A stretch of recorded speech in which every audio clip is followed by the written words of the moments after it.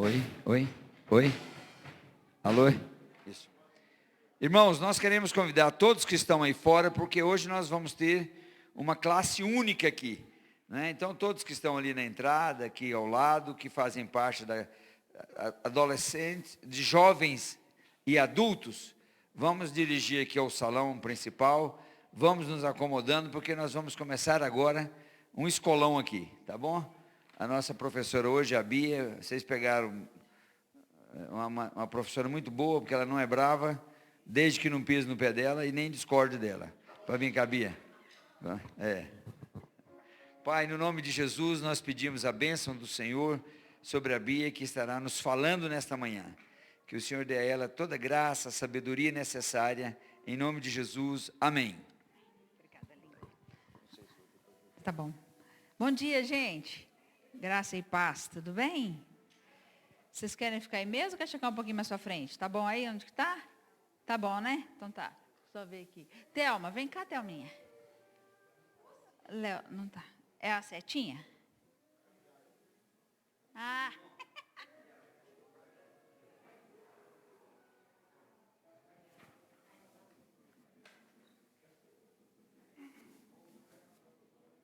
Ah.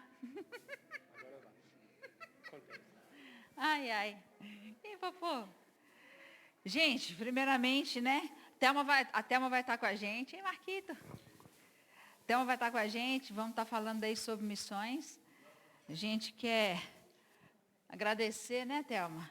Essa oportunidade tão única. Ah, tá. Obrigada. A gente quer agradecer essa oportunidade tão única e que o Senhor fale ao nosso coração. Amém, gente? Vamos lá. Então, gente, nós vamos falar, porque é interessante, já tem muito tempo, na escola dominical mesmo, eu falei sobre isso daqui que nós vamos repetir. Está falando, quem já viu, vai só reafirmar, vai só relembrar, e quem não viu, vai ver hoje, ok? E foi muito legal que quando eu falei da outra vez, eu lembro que o pastor Ari veio e falou assim, nossa, Bia, isso que você acabou de falar, o pessoal lá no Ragai falou a mesma coisa. O pessoal falou a mesma coisa. Então foi muito legal, já tem muito tempo, vocês terem uma ideia como faz tempo isso, né? Então nós vamos falar, gente, o que nós perdemos como cristãos do século XXI. Estamos no século XXI? Sim ou não? Escola, né? Sim. Estamos no século XXI. Então, o que nós perdemos como cristãos do século XXI? Vamos dizer, essa aula está baseada nesse livro aqui, de Landa Cope, que é o modelo social do Antigo Testamento. Gente, vale a pena ler. Landa Cope é uma da comunicação, da Universidade das Nações, da Jocum, tá? Jovens com uma missão. Vale a pena ler, porque aqui fala sobre as áreas da sociedade. Hoje em dia, vocês estão ouvindo muito sobre as 7 áreas, 8 áreas? Vocês têm ouvido isso? Ou não? Tem ouvido, Henrique? Vocês têm ouvido, gente, sobre as áreas da sociedade? Quem está ouvindo sobre isso? Joia. E o que é legal, assim, é que Jocum, nós precisamos dessas pessoas no corpo de Cristo, né? Jocum, eles têm esse pioneirismo, eles estão sempre assim, um passinho à frente. Então, nós escutamos sobre as áreas da sociedade lá na década de 90, gente. Eles começaram a falar conosco. Porque Jocum trabalha com onda. O que é Jocum? São ondas de jovens invadindo as nações. Né, gente? Então, são jovens com uma missão. Só que, assim, os mais velhos agora está virando Vecum. Velhos com uma missão. Piadinha. É para rir, gente, rir. Todo mundo rindo. Obrigada. Está virando Vecum, né? É sério. Então, são ondas de jovens invadindo as nações. E lá na década de 90, gente, eles já falavam, nossa, Bill Bright, John Stott, Lauren Cunningham, Landa Cope, Daryl Miller, esses homens e mulheres de Deus, falavam que Deus viria com uma 4ª onda de missões sobre o mundo. Isso lá atrás. E que essa 4ª onda de missões seriam profissionais, liberais, cheios do Espírito Santo, trazendo transformação na sociedade. Agora, hoje, nós estamos ouvindo isso, não estamos? Todo mundo está falando sobre os 7 montes, 8 montes, não sei o quê, áreas da sociedade. Isso foi falado lá atrás. Então, desde lá de trás, nós estávamos ouvindo e estávamos sendo preparados para esse tempo agora. Amém, gente? Isso é muito legal, né? Bom, mas uma coisa que é interessante, alguém aqui já ouviu falar de Olavo de Carvalho? Quem já ouviu falar? Ninguém? Olavo de Carvalho? Ah, algumas pessoas. Isso, Olavo de Carvalho é um filósofo brasileiro, morou nos Estados Unidos e morreu agora em janeiro. Mas uma das coisas que ele falou, gente, há um bom tempo atrás, não, né, muito tempo, há um bom tempo atrás, acho que foi, se não me engano, 2016, eu não posso precisar, mas ele falou que a perseguição no Oriente é uma perseguição física. Perseguição dos cristãos, tá bom? É uma perseguição física. Por quê? Tortura, degolam. A gente vê isso, né, gente? No Oriente, essa perseguição seria física, é física. Mas no Ocidente, a perseguição seria intelectual.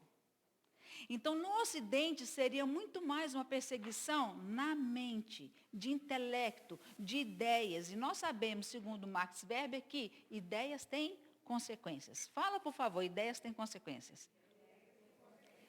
Então, é isso, gente. As ideias são lançadas e elas vão trazer consequências para a nossa mente e automaticamente para o nosso comportamento. Estamos juntos até então, gente? Se estiver muito rápido, você me fala, tá bom? Bom, mas nós não podemos entender aonde nós vamos chegar se nós não entendemos de onde nós viemos e onde nós estamos agora. Por isso que nós não vamos falar sobre isso aqui. Tá? Gente, história, não sei você, mas eu amo história, principalmente história da igreja. É fantástico, porque a gente começa a entender, nossa visão se abre, amplia muito mais. Né? Oi? Não é? Então, o que nós perdemos? Vamos falar um pouquinho sobre isso. Então, os primeiros 1.500 anos do cristianismo, os cristãos entenderam que o evangelho era para transformar nações. Entendem isso, gente? Transformar nações. Mas nos 300 primeiros anos da igreja primitiva, não existia o Novo Testamento. Não existia o Novo Testamento, só existia o Antigo Testamento. Estamos juntos, gente? Estamos? Poxa, se só existia o Antigo Testamento, eles estavam entendendo que o Evangelho, toda a Bíblia, era uma mensagem de transformação de nações. Ok, gente? Tudo bem. Então, vamos falar um pouquinho da mensagem do Novo Testamento, rapidinho. O que o Novo Testamento traz para nós? Nós pecamos, Jesus veio, Deus ofereceu perdão, não precisa virar para trás. Se nós nos arrependermos, Ele nos receberá no seu reino. Certo, gente? Todo mundo concorda? Certo? O que é interessante, vamos falar um pouquinho aqui, quem da minha área, né, que é artes, vamos falar um pouquinho de teatro. Como nós fazíamos nossos teatros de evangelismo antigamente, década de 80, 90, como que era? E ainda é, tá? Claro, Deus usa tudo, né? Como que era? Não sei se vocês lembram. Primeiro vinha, vamos supor, os pecados se apresentavam, os personagens se apresentavam. Aí tinha alguém fumando um baseado, aí tinha alguém bebendo, mostrando o alcoolismo, aí tinha uma moça assim, que era prostituta. Vocês já viram teatro assim? Já? Isso. E aí nós pecamos, mostrando os pecados. E aí quem de repente virava assim no meio da peça era Jesus. Aí era Jesus. Jesus veio. E aí ele apresentava o plano da salvação. E aí ele fazia assim, não era? Não era assim, gente? Eu morri, não era? E ressuscitei por vocês e por você. Não era isso, gente? Vocês já viram isso? Não era assim? Ótimo, então nós pecamos, Jesus veio e Deus nos oferece perdão através de Jesus. Ok? E se nós nos arrependermos, Ele nos receberá em seu reino. Certo? Estou falando, gente, de uma forma resumida, a mensagem do Novo Testamento. Ok? Mas o que é o reino? Aí que a coisa pega. O que é o reino de Deus? Muitos acreditam que o reino de Deus é o reino do porvir, depois que Jesus voltar. Né? Mas o reino de Deus, a Bíblia fala, o reino de Deus está dentro de nós. O reino de Deus precisa ser manifesto também, ele é, né, aqui e agora. As manifestações do reino de Deus. Então, o reino de Deus está aqui e será lá. Ok, gente? Aí todo mundo começa a olhar para o outro assim, e fala, será que é mesmo? Começa a pensar. E a gente precisa entender isso. Que o reino de Deus não será somente lá. É interessante que muitas pessoas pensam que nós vamos morar no céu. A Bíblia fala, não vamos entrar nisso, mas a Bíblia fala sobre um novo céu e uma nova... uma nova terra. Mas vamos continuar aqui. Então, o reino de Deus, Deus vai nos receber no seu reino. Mas olha só, então nós podemos dizer, de certa forma, que nós temos perdido o Antigo Testamento. Por quê, gente? A mensagem da salvação, o evangelho da salvação, nós vamos falar um pouquinho para frente, ele está no Novo Testamento. Mas a mensagem do reino de Deus, de como viver o evangelho, 24 horas por dia, 7 dias por semana, está no Antigo Testamento. Deu, gente? Todo mundo olhando para mim assim, Vamos lá. Alguém, por favor, Henrique, você está com a Bíblia aí? Porque o Henrique tem a voz forte. Está com a Bíblia. Mateus 5,17, mas por favor, abram suas Bíblias, por favor. Mateus 5,17. Henrique vai ler para nós. Você precisa de microfone, Henrique?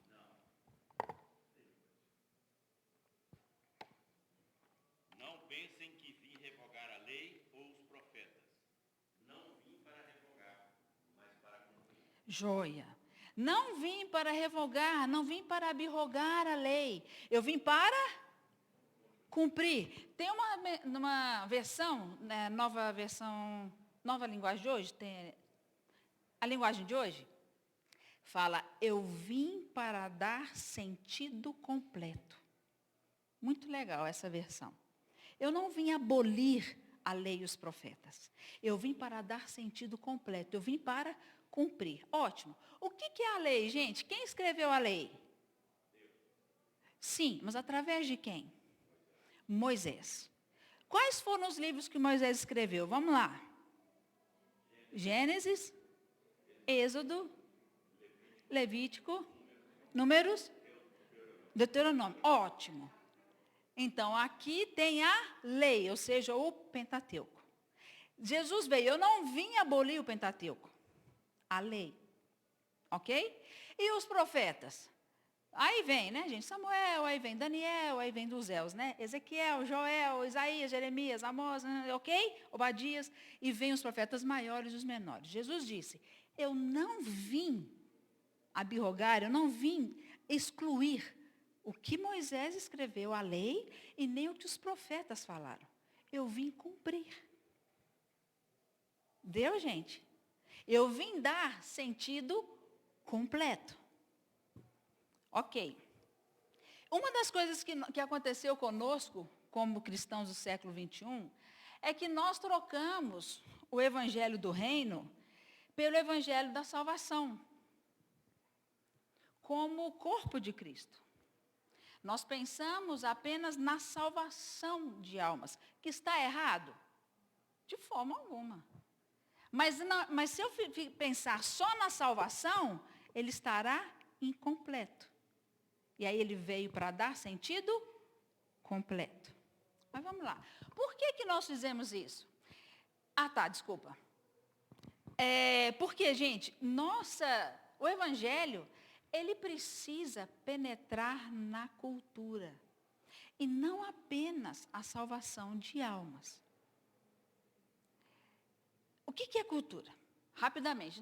Isso aqui, gente, de uma forma muito resumida. Nós não vamos aprofundar nisso aqui, só para a gente entender. Cultura, nós podemos dizer, de uma forma resumida, que são valores intrínsecos de um povo. O que é valor intrínseco? Que está lá dentro. Sabe, aqueles valores que passou do tatara, entendeu? E chegou na gente? É mais ou menos isso. Aqueles valores que nós temos, sabe aquele que você fala assim, eu sou assim, não muda, eu tenho esse valor, eu me apego a esse valor? E muitas vezes, gente, é um valor que não é bíblico. Não é bíblico. E aí nós nos apegamos a esse valor, então eu preciso mudar esse valor. Na hora que esse valor é mudado, na hora que eu começo a acreditar, na hora que começa a afetar o meu sistema de crenças, automaticamente o meu comportamento muda. Romanos 12. Ok? Então, renovar a nossa mente pela palavra. Para que experimenteis qual seja a boa, agradável e perfeita. Se não houver essa metanoia, ou seja, esse arrependimento, essa mudança de mente pela palavra, vai ser muito difícil nós experimentarmos a boa, perfeita e agradável vontade. Estamos juntos até então, gente? Então, esses valores precisam ser mudados. Tem uma amiga minha que ela trabalhou nos Yanomamis por 15 anos, dentro da tribo, dentro da aldeia, a Rosana. Ela ficou 15 anos dentro dos Yanomamis, na tribo. Ninguém converteu. Ninguém. Mas o sistema de crenças deles, os valores deles começaram a mudar. Porque, gente, é engraçado, meu pai, ele se converteu com 63 anos. Quando eu comecei a estudar sobre cultura, tudo, aí eu entendi a fala do meu pai. Meu pai falou assim uma vez, ele falou assim, olha, que a gente estava pregando o evangelho, né, para ele falou assim, gente, 63 anos, eu acreditei de um jeito.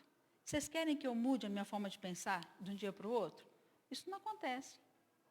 E na época, eu falei, que isso, pai? Claro que acontece, mas hoje eu sei que não acontece. Eu estava errada. Por quê? Precisa de haver essa mudança de mentalidade. Ok, gente? E isso com todos nós vamos, né, desenvolvendo a nossa salvação. Mas o que aconteceu? Por que nós trocamos o evangelho do reino pelo evangelho da salvação? Existia um movimento, história, chamado de evangelicalismo. Esse movimento dividiu a igreja em 2 grupos. O primeiro grupo dizia assim, Deus toma conta da salvação e nós cuidamos das pessoas, alimentando-as, cuidando de sua saúde, construindo escolas, faculdades, hospitais, etc. E muitos missionários saíram para fazer só isso. E eles ficaram chamados como liberais do evangelho social.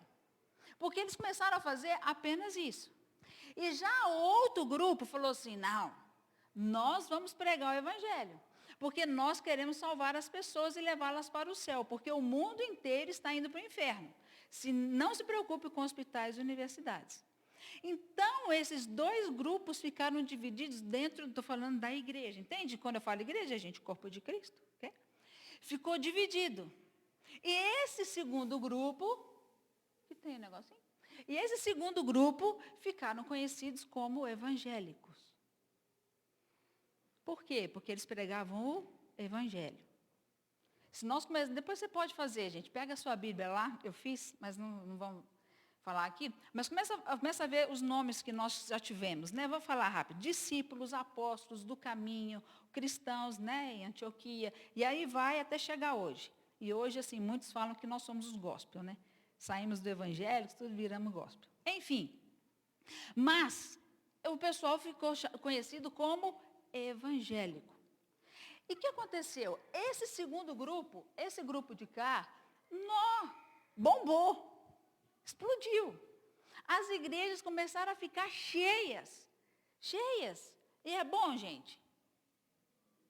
É ótimo, com certeza. Né? Nós queremos as pessoas salvas, ok? Certo, gente? Vamos ver aqui uma estatística? Olha só. De 1970 até 1980, a igreja cresceu 5,06% ao ano, enquanto a população cresceu 2,48%. Olha isso, gente, como que bombou.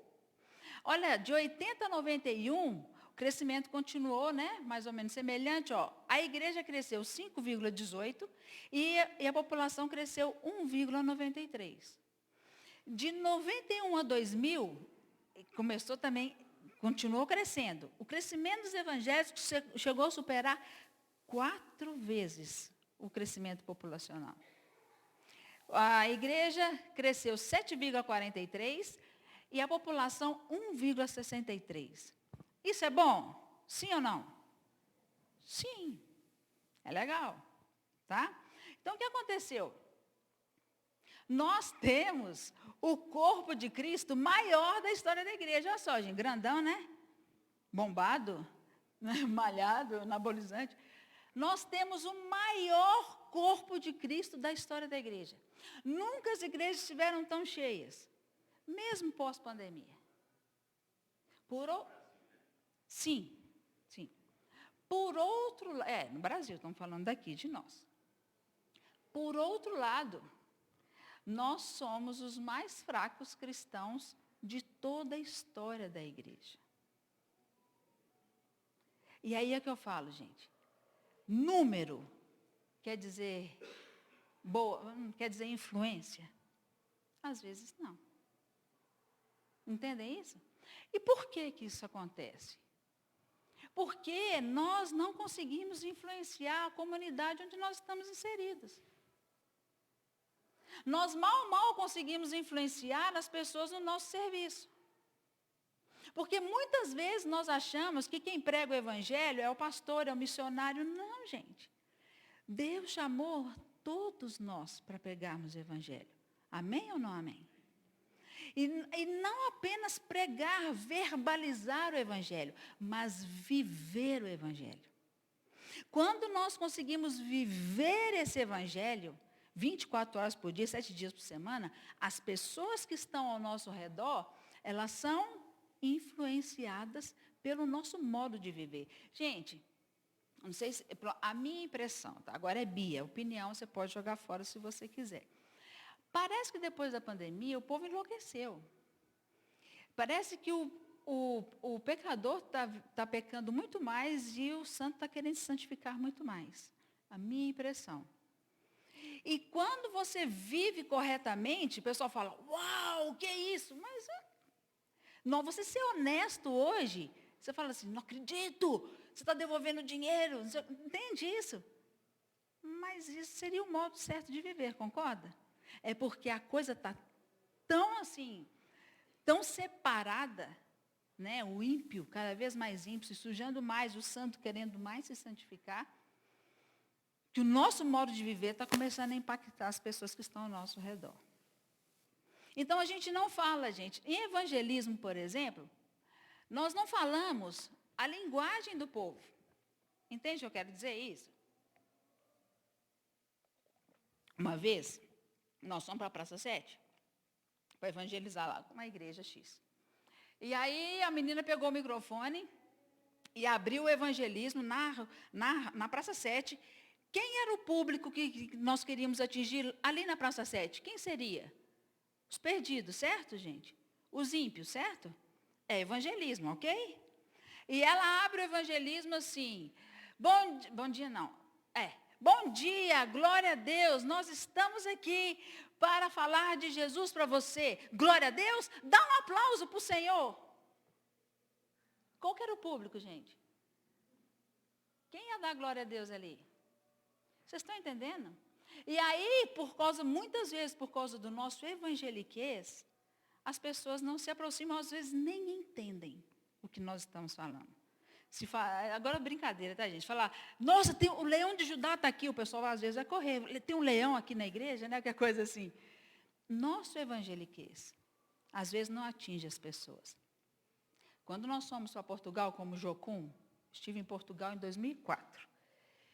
E ali, eu fazia parte do ministério chamado Ministério Ceifa, que era o Ministério de Artes.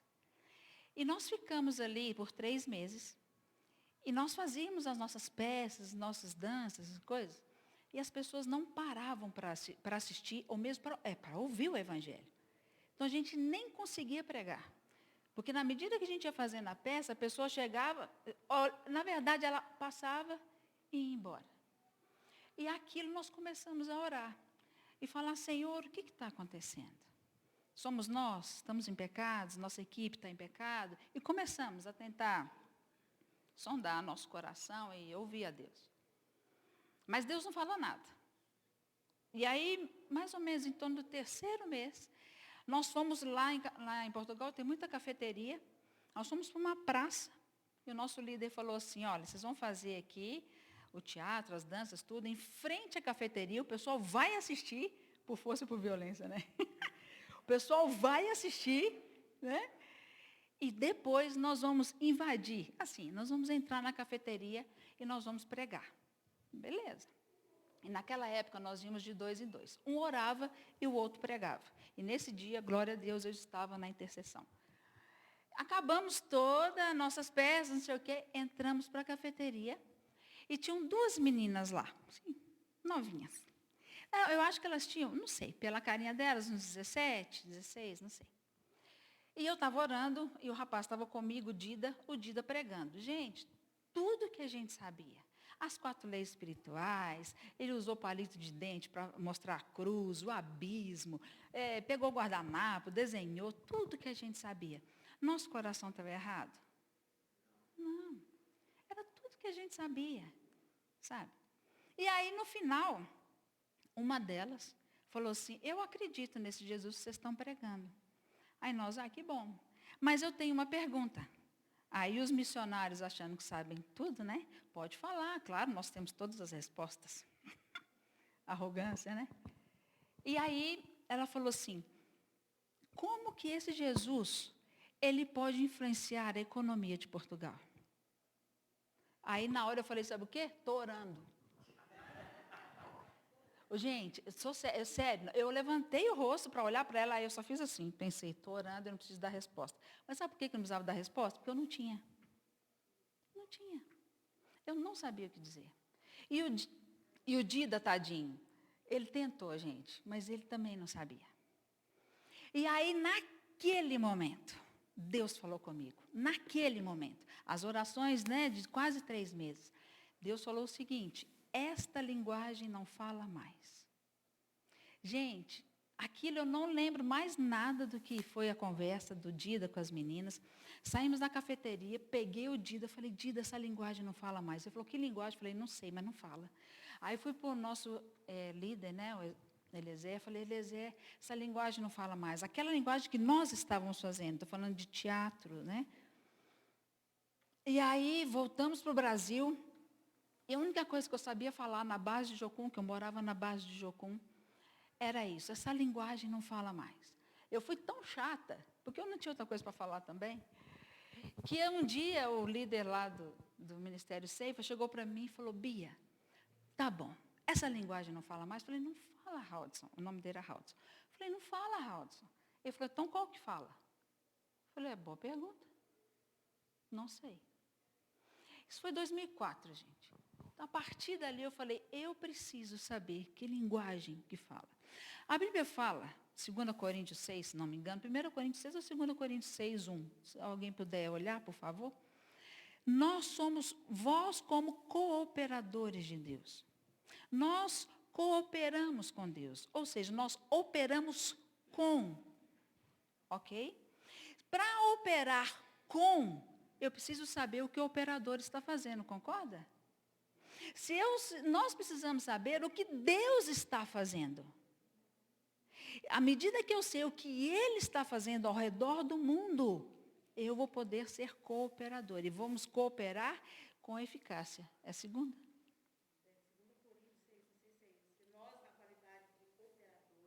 Isso. Isso aí. 2 Coríntios 6, 1, tá? Então, nós somos cooperadores. Nós operamos com Ele. E, gente, não operamos com Ele só quando nós vamos no evangelismo ou quando... Não. É o tempo todo. Concordam com isso? Joia. Mas vamos lá. Estamos juntos, gente? Está dando para entender? Está dando? Então tá bom. Se não tiver, vocês falam, tá bom? Olha só. Nos Estados Unidos, isso já tem um tempo, tá bom, gente? 60 a 70% de todos os americanos são crentes, vão à igreja, leem a Bíblia e são evangélicos. Nós também? Nós somos crentes? Nós a gente vem à igreja, né? Nós lemos a Bíblia? Somos evangélicos? Joia. E 2 a 10% de homossexuais têm tido mais influência do que 60% de cristãos. Acontece isso aqui também no Brasil? Está acontecendo. Está dando para entender, gente? Que a nossa influência está sendo muito pequena. A forma de nós influenciarmos onde nós estamos inseridos, a comunidade, a sociedade. Olha só, África do Sul, 1% de muçulmanos, agora deve ter crescido um pouquinho, tá? 80% cristãos. Nos primeiros 17 anos de democracia, todas as mudanças radicais na nação foram lideradas por muçulmanos, apesar de serem só 1%. É interessante, eu estive na África do Sul, morei lá 3 anos. E é interessante que eu fui comprar um negócio, uma coisa para o celular, não lembro o quê.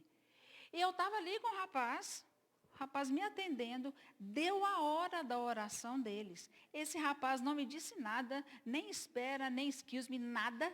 Ele saiu e foi para o cantinho onde tinha um tapetinho e foi fazer a oração dele. Eu fiquei no vácuo, assim. Eu fiquei parada, eu olhei, falei, alguma coisa está acontecendo, eu não sabia o quê. Falei, calma, você está no outro país, tudo. E olhei, sem constrangimento nenhum. Ele parou de me atender e foi fazer a oração por Deus dele. Puxa, eu podia ter falado, nossa, que legal. Nossa, que legal. Por que você fez isso? É porque eu acredito em Alá, Maomé. Aí ele pregaria para mim. René Padilha fala uma coisa, gente. Missão é a ação que requer explicação. Vamos repetir? Missão é a ação que requer explicação. Eu ajo. E se alguém vier me perguntar, opa, vai ser a forma que eu vou falar, olha, eu faço isso por causa disso. Porque Jesus faria a mesma coisa. Entendem? Fala, Lincoln. 3 exemplos rápidos desse. Não precisa não falar mais. Dessa questão do costume deles, independente, de satisfação, nem nada. Tá bom, desculpa, vergonha que você me passou. Mas tá bom. Não, é o seguinte, os muçulmanos realmente não tem lugar, não tem situação, não tem circunstância que corrompa esse costume dele, né? Eu tive com uma pessoa que esteve no Kuwait. Então, quando chega a hora da oração, eles estavam numa joalheria. Como era próximo da sinagoga, né? Eles saíram, os funcionários, o gerente, e foram para lá e eu fiquei sozinho. Ou seja, se fosse o caso de roubar alguma coisa, tinha total liberdade. É assim. Passando pelo aeroporto de Guarulhos, numa dessas viagens, no cantinho eu vi 3 muçulmanos, jogou o tapete no chão e fazendo isso. E também vi dentro do avião, num voo internacional, colocaram no corredor o tapete e foi orar. Né? Então, isso é realmente uma coisa muito marcante nessa cultura. O que a Bíblia fala? É para mim. Não nos envergonhamos do Evangelho, porque ele é o quê? O poder de Deus. Não podemos nos envergonhar do Evangelho, aonde nós estivermos. Seja na praça, seja onde for. É o Evangelho, ele é o poder de Deus. No seu serviço, na sua faculdade, onde você está, ali no prédio, né? Nos seus vizinhos, ele é o poder de Deus, é o Evangelho. Amém, gente? Amém. E não é para missionário, não é para pastor, é para todos nós. Fala, por favor, é para mim. Fala. É para mim. Fala para a pessoa que está do seu lado, é para você também. É só uma pontinha para a gente reflexionar. Ter reflexão. Interessante que a palavra de Deus a gente lê. O Evangelho é o poder de Deus, não é? Mas será que nós cremos nisso? Aqui a palavra diz que aquilo que nós cremos, nós falamos, nós anunciamos. Então, é uma pergunta que eu faço para mim mesma. Tá? Quando a Bíblia está falando sobre cultura, e a cultura, quando ela disse que é a questão de você crer em valores, a boca fala o que o coração está cheio. Então, a gente deveria perguntar, será que eu creio mesmo que o Evangelho é o poder de Deus? Né? A gente precisa pensar, nos analisar, olhar para dentro de nós mesmos, para a gente poder saber por que nós não estamos agindo numa cultura que a Bíblia nos ensina. Não é verdade? É isso aí, gente. Chegou no ponto. Porque nós podemos mentir com a nossa boca, nosso corpo não mente. Se o nosso comportamento é assim, é porque o nosso sistema de crença está sendo assim. Porque assim como o homem pensa, assim ele é. Por isso que a Bíblia fala, nós precisamos renovar a nossa mente.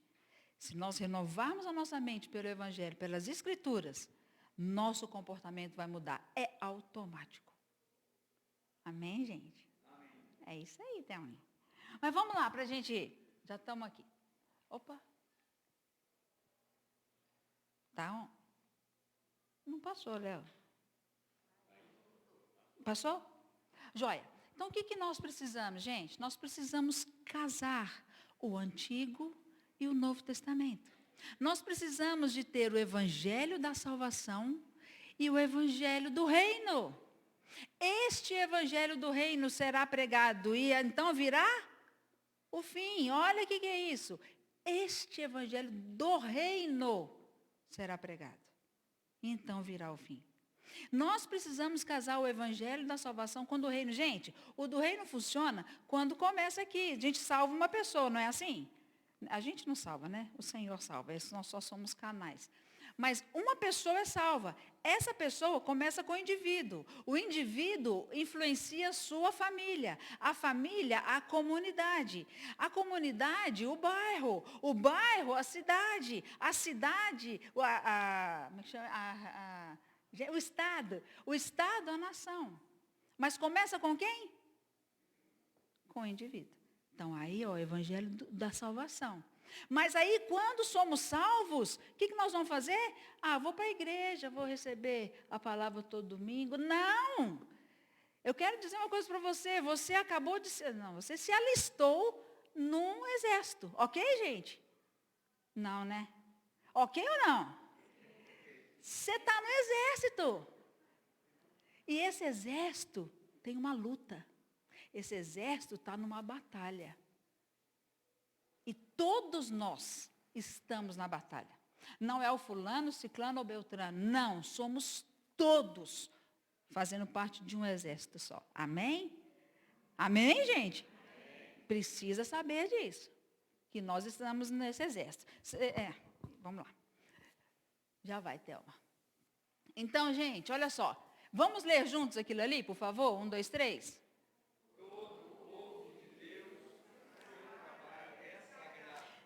Não vamos entrar nisso agora, mas eu quero dizer uma coisa para você refletir na sua casa.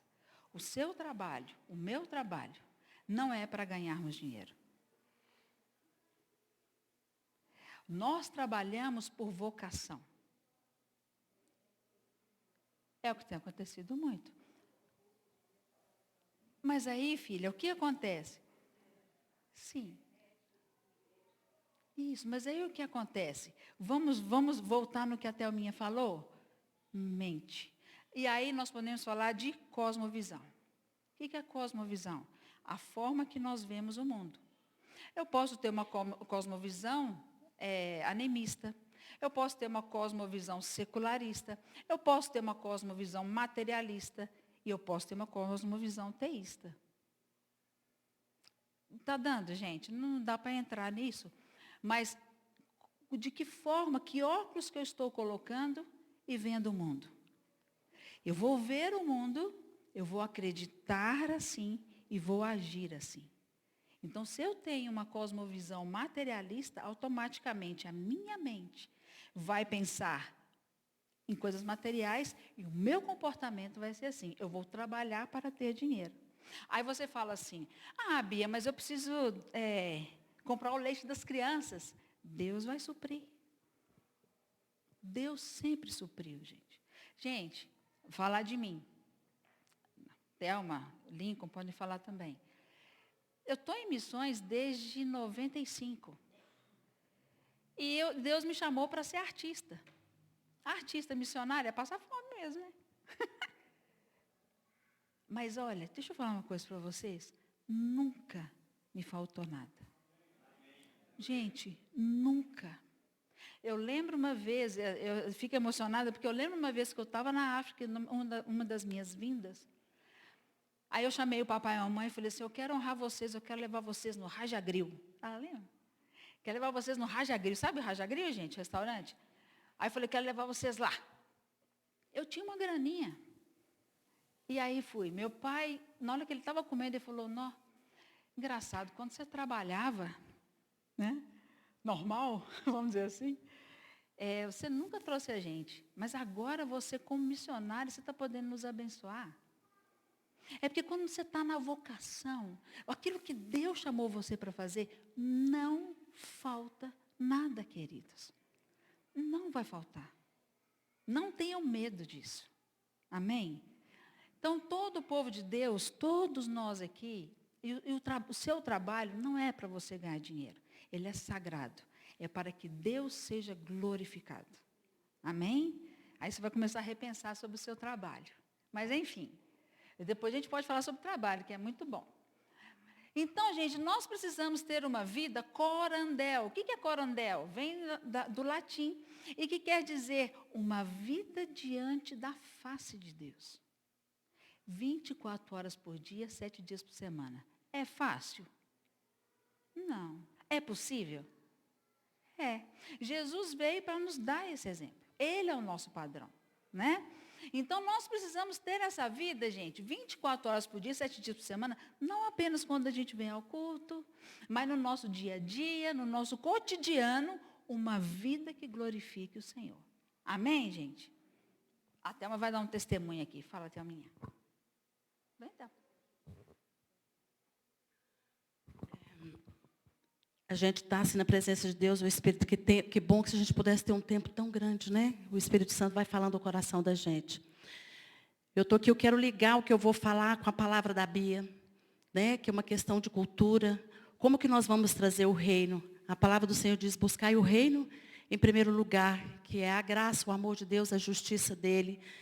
E interessante que nós pastoreávamos há um tempo e o pastor, ele muitas vezes ele está só ensinando, lidando com as suas ovelhas, não é verdade? Hoje nós estamos vivendo um tempo, apesar que nós já saímos muito fora, mas eu particularmente estou vivendo um tempo de trabalhar voltado para dentro da igreja, mas voltado para fora.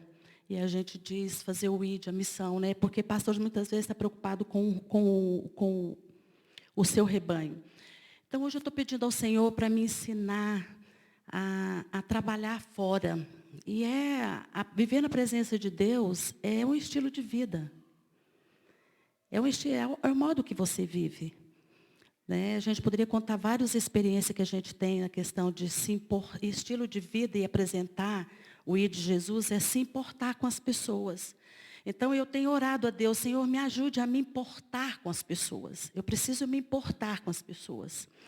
Né? E eu tenho tido umas experiências normal, tremenda no meu dia a dia, me importando com as pessoas, usando uma cultura bíblica. Quando Jesus ele estava com as pessoas, ele percebia a necessidade que as pessoas tinham naquele momento. Jesus, ele conversava com as pessoas. Então, nós precisamos aprender a exercer essa cultura de reino no dia a dia, vivendo na presença. Nós somos diferentes, nós não somos deste mundo, não é verdade? Então, o que é que eu tenho feito? Eu pego um Uber, normal, chamei um Uber. Eu, às vezes, não gosto, às vezes, certo lugar vai demorar, é difícil para estacionar, então eu acho mais prático um Uber para estar lá e ficar mais livre, tranquilo. E eu chamo o Uber. E, de repente, quando não sou eu, o motorista começa a falar, como é que a senhora está? Está tudo bem? E eu estou bem. Ou como é que está você? Como é que está o Uber? Como é que você gosta? Eu começo a perguntar, nossa, você tem tanta tatuagem, quanto você pagou para fazer essa tatuagem no seu braço? Eu começo a puxar assunto com ele. Aí, de repente, e eu estou ligada, a gente precisa estar em sintonia com o Espírito de Deus. E, de repente, entra num assunto, nossa, a vida está difícil, não está? E a pessoa começa a falar. Resumindo, eu aconselhei um rapaz sobre o casamento dele. Cheguei no lugar, ele encostou o carro e falou, a senhora pode ficar mais um momentinho comigo? E eu falei, posso? E ali, eu não pude, tinha um horário, eu disse para ele, olha, eu lamento, mas eu quero te dar o endereço da minha igreja. Eu quero te dar meu telefone, qualquer coisa você pode me ligar e a gente pode conversar. Né? Então, falo. Uma vez eu peguei um outro Uber, um homem falou para mim assim, eu falei para ele, moço, eu perguntei ele sobre a questão, por que a gente chama um carro, ele cancela e depois vem outro, como é que é isso? Por que cancela se está tão perto e tal? Eu gosto muito, eu converso um pouquinho, né? Eu gosto muito de... A minha linguagem de amor, gente, é a qualidade de tempo com as pessoas. Eu gosto de conversar, gosto de aconselhar, gosto de estar falando com as pessoas, me interessar, assim. Então, ele disse para mim, dona, eu comecei hoje. Não sei dizer para a senhora. E nem sei, aí eu falei para ele, mas por quê? Como você começou hoje? Ele falou, não, deixa eu contar a minha história para a senhora. Eu estou com meu pai hospitalizado, está com câncer. Aí começou, gente. Só isso. Está com câncer. E está assim, está desse jeito. Aí eu comecei a falar para ele da fé. O que Deus pode fazer? Eu comecei a falar para ele da obra que o Senhor fez na minha vida. Né? Então, qual é a sua profissão? Qual o meio que você está? Então, queridos, eu quero dizer uma coisa para vocês. Está na fila do supermercado? Né? Está na fila do supermercado? De repente, nossa, mas você está com um olhar tão triste no caixa. Por quê? Tem algum probleminha acontecendo com você? Eu quero dizer para você que Deus é bom. Ele pode abençoar você. Sabe, eu estou sentindo que os seus olhos estão tristes. Quando nós nos importamos, nós olhamos para as pessoas. E sabe o que acontece? O Senhor, na hora, entra em conexão com você. Ou, aliás, você entra em conexão com o Senhor, porque Ele está. Você entra, você começa a perceber. Então, é isso aí, Bia. Tá bom? Legal, gente. E você pode pensar, é porque eles são missionários. Não, não. São evangelistas. Não, gente. Isso é para todos nós. Amém? Isso é para todos nós. É o tempo todo. Só para terminar. Eu queria que 3 pessoas, por favor, uma pessoa abrisse Mateus 28. Mateus 28, outra pessoa Marcos 16 e uma outra pessoa Atos 1, por favor. Só para a gente fechar aqui. Deu certinho, né? Graças a Deus. Quando nós falamos assim de missões, nós falamos da grande comissão. Já ouviram esse termo, grande comissão? Sim? Então, quando nós falamos assim, quais são os versículos que respaldam a grande comissão? Então, geralmente as pessoas dão esses 3, geralmente não, né? As pessoas dão esses 3 versículos, Mateus 28, Marcos 16, Atos 1, 8. Que esses 3 versículos respaldam a grande comissão. Agora, gente, só para nós entendermos, missões ou missão não começa quando Jesus é assunto aos céus e ele diz para os seus discípulos, ide pregar o evangelho. Missão começa em Gênesis 12, quando Deus chama Abraão e fala, sai da tua terra e da tua parentela, vai para o lugar que eu te mostrarei. Em ti serão benditas todas as nações da terra. Missão começa no Velho Testamento, no Antigo Testamento. E não quando Jesus é assunto aos céus. Ok, gente? Isso muda, né? Muda um pouco. E aí, é um termo que em 1955, se não me engano, uma conferência que teve em Winston, na cidade de Winston, na Alemanha, que eles falaram do termo Missio Dei. O que é esse termo Missio Dei? Deus está em missão. A Missio Dei, a missão de Deus, aí que eu falei do cooperadores. Deus está em missão e nós somos a noiva, não é assim? A igreja não é a noiva? Não é um casamento? Quem aqui é casado? Joia. As esposas, vocês são o quê? Ajudadoras do seu marido, não é? Não é isso, gente? Sim, por favor, que seja assim. Não devia ser. As esposas são ajudadoras. Um casamento é uma analogia muito boa da igreja e o noivo. É a noiva e o noivo. Nós, como noiva, ajudando o noivo a cumprir a sua missão. Então, quem está em missão é Deus. É a Missio Dei. Ok, gente? Muito bom.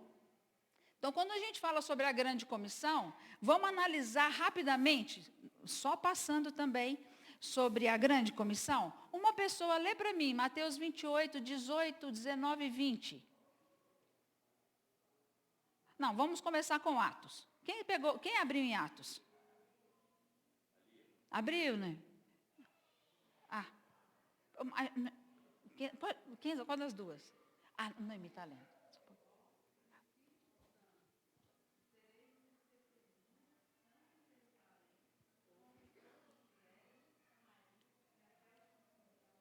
Isso. Sereis minhas testemunhas tanto em Jerusalém, Samaria, isso, e até os confins da terra. Então, quando nós falamos em Atos 1:8, é uma missão geográfica, que nós chamamos de uma missão centrífuga. Começa em Jerusalém, como é que é, gente? Esqueci aí. Judéia, Samaria, até os confins da terra. Uma missão centrífuga. Sabe a máquina de lavar? Todo mundo sabe, né? Não é essa força centrífuga que é para fora? Então, é essa missão centrífuga que começa aqui em Jerusalém e vai se expandindo, ou seja, uma missão geográfica. Atos 1:8. Mateus 28. Quem abriu, por favor?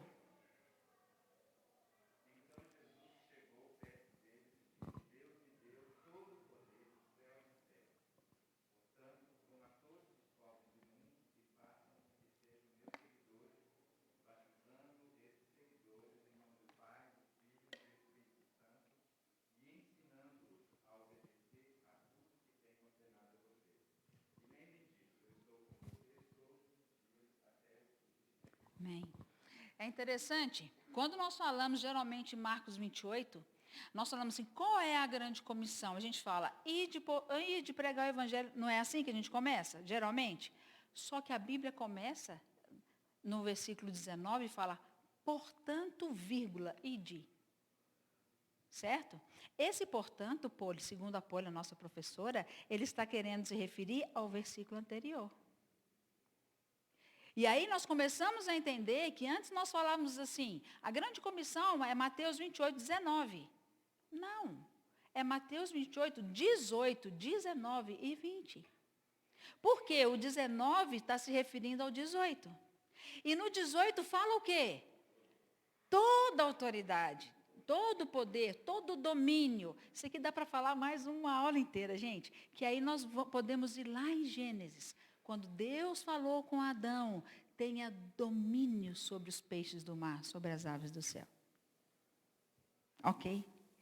E com a morte de Jesus, gente, nós precisamos de ter, eu não sei vocês, mas eu preciso de ter uma visão maior sobre a queda, que foi catastrófica, não apenas para o ser humano, mas para toda a criação e tudo. E precisamos de ter uma visão mais ampliada da redenção de Cristo, da morte dele na cruz. Quando ele falou, toda a autoridade me foi dada. Ele foi no inferno, tomou a chave da morte do inferno. Eu tomei toda a autoridade. Por causa disso, portanto, ide e pregai o evangelho. Ok? Ok. Mateus 28, aí que fala de nações, é essa palavra, no original, etne, que significa o quê? Um grupo ou pessoas de um grupo étnico.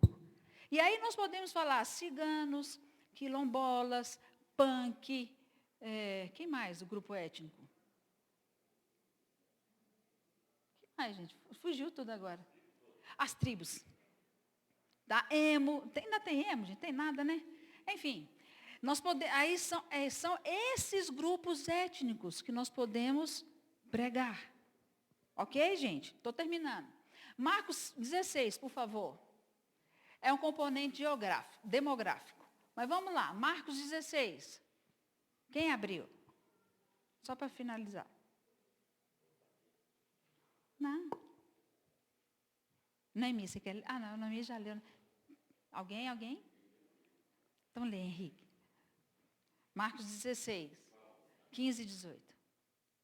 E disse-lhes, vão por todo mundo e preguem o evangelho a toda criatura. Quem crer e for batizado será salvo. Quem, porém, não crer será condenado. Estes sinais acompanharão aqueles que creem. Em meu nome expulsarão demônios, falarão novas línguas, pegarão em serpentes e, se beberem alguma coisa mortífera, não lhes fará mal. Se impuserem as mãos sobre os enfermos, eles ficarão curados. Joia. esse Marcos 16, gente, a criação, é essa palavra, kitsi, sei lá, que quer dizer criatura ou criação. Ok, resumindo.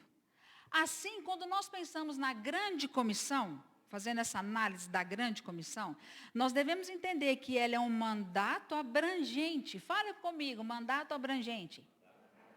Que vai até os confins da terra, penetra as culturas, sem problema, penetra as culturas e traz boas novas a toda a criação. Viu como é algo abrangente, gente? Que não é só apenas salvar almas, que começa com salvação. Então eu quero dizer para você e eu, nós fomos salvos, né? Estamos sendo salvos, enfim. Nós aceitamos Jesus para nos alistarmos a um exército, para que a partir daí nós façamos tudo isso cooperando com aquele que está em missão, que é o nosso Deus. Amém, gente? Vamos orar? Orar, Thelma.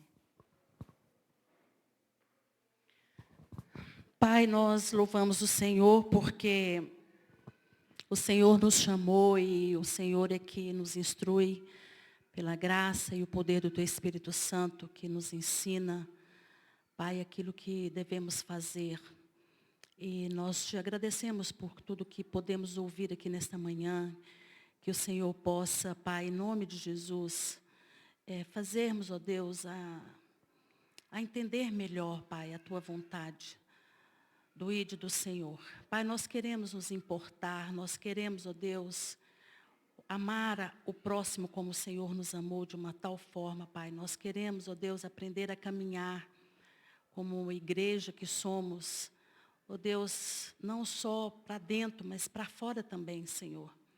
Queremos olhar, ó Deus, as pessoas e ver, ó Deus, quão necessitam do amor e da graça do Senhor, o viver do Senhor, a vida e a abundância que Jesus nos apresentou, Pai. Abençoa-nos, ó Deus, no restante deste culto, que nós possamos te adorar de todo o nosso coração, em nome de Jesus. Amém.